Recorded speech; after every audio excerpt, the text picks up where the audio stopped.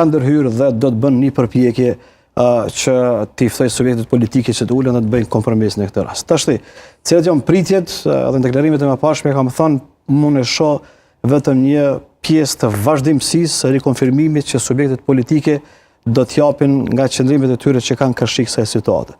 Çka do të thotë? Kjo do të thotë që lëvizja vetëvendosje do të deklaron që siç dihet kryetari i kuvendit i takon në këtë rast vetëvendosjes, në anën tjetër partitë opozitare do të deklarojnë që janë për një kandidat tjetër dhe jo këtë që e propozon vetëvendosja, dhe në farforme një konferencë e radhës për media që do të shihet nesër nga ky takim. E mirë është që do të marrin pjesë gjithë liderët e spektrit politik. Unë uroj që të ndodhë diçka konkrete, sepse vendi ka nevojë për një zhbllokim dhe me shku tutje, por personalisht nga ajo çka faktikisht përcjellin, nga ajo çka di dhe në bazë të informatave që kemi, pritjet janë të vogla që mund të ketë diçka konkrete në këtë drejtim.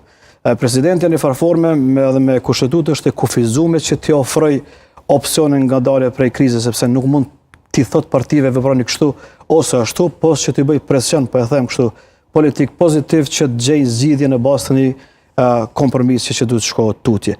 Edhe në këtë situatë, partitë po e fajsojnë njëri tjetrin në vërditë se kush është ai bllokuesi, dhe e thash edhe një herë, nesër ka në bezgjas seancë radhës, që është e 16, edhe ajo do të kaloj si çdo ditë tjetër, dhe këtë rast edhe takimi po ashtu do të kaloj si çdo ditë tjetër. Tash, cili është qëllimi në këtë rast i vetëvendosjes? Për mua këtu mbesin në dy opsione që unë i shoh në tavolinë. Opsioni 1 është me shku në zgjedhje, dhe opsioni 2 është një koalicion i madh mes lëvizjes vetëvendosje dhe Partisë Demokratike të Kosovës, ani pse në spektrin politik gjanë, në mesin e qytetarëve, votuesve, por dhe brenda këtyre subjekteve nuk shihet si mundshëm për shkak të klimës politike. Por siç e ka thënë vetë Kurti në letrën drejtuar LDK-s, aty ku ka dallime pikërisht fillon diskutimi për me bëni një koalicion. Për mua, unë shoh dy opsione këtu, një vendim të përgjithshëm të subjekteve për caktimin e datës së re të zgjedhjeve, ose një koalicion stabil me shumicë shqiptare që është në mes të lëvizjes vetëvendosje dhe Partisë Demokratike të Kosovës.